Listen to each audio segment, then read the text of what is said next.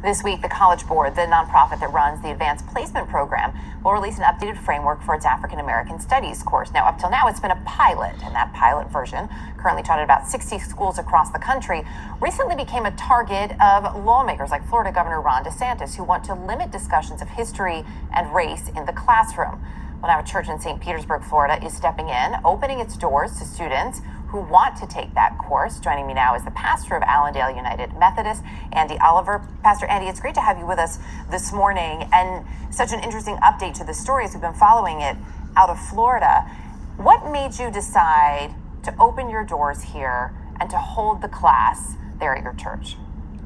Well, when I heard my governor say that this class was of little educational value and that it was sending the message to Black and brown students that they're of little educational value and little value, I wanted to make sure I sent the message that they are of immeasurable value, and that when the history books are written, it will be these students that will fill the pages, and ultimately the governor is going to be a footnote to all this.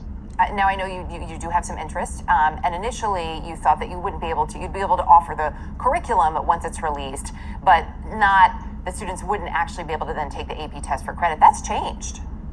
It has changed. We have professors that have stepped up from both the college and high school level that have been in touch with the College Board, and we plan to offer the course for credit. We also plan to offer a version of the course for the general population, because if there's anything that makes people want to take a class more, it's banning it. So I want to thank the governor for making this class so popular.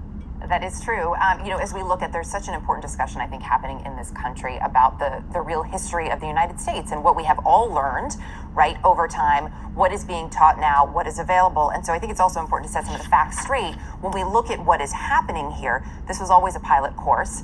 The revisions were always set to be released on Wednesday based on feedback from experts and educators who were dealing with this class. And I thought it was interesting that the College Board actually sent a letter to its members in the wake of all this brouhaha in Florida to say, to be clear, no states or districts have seen the official framework that it will be released on February 1, much less provided feedback on it. Governor DeSantis, though, seems to be claiming victory, that he somehow led to, by questioning this course, that it's my understanding he hadn't seen, that he had somehow led to changes with a course in which he had zero input.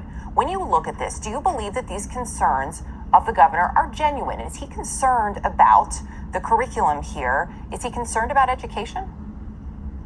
We have a governor in Florida that's more interested in running for president on the backs of Black, brown youth, of trans kids, than he has interest in the well-being of children. And so, actually, if he's listening, I want to invite him to enroll in this class because I think it would help him be a better governor and a better person.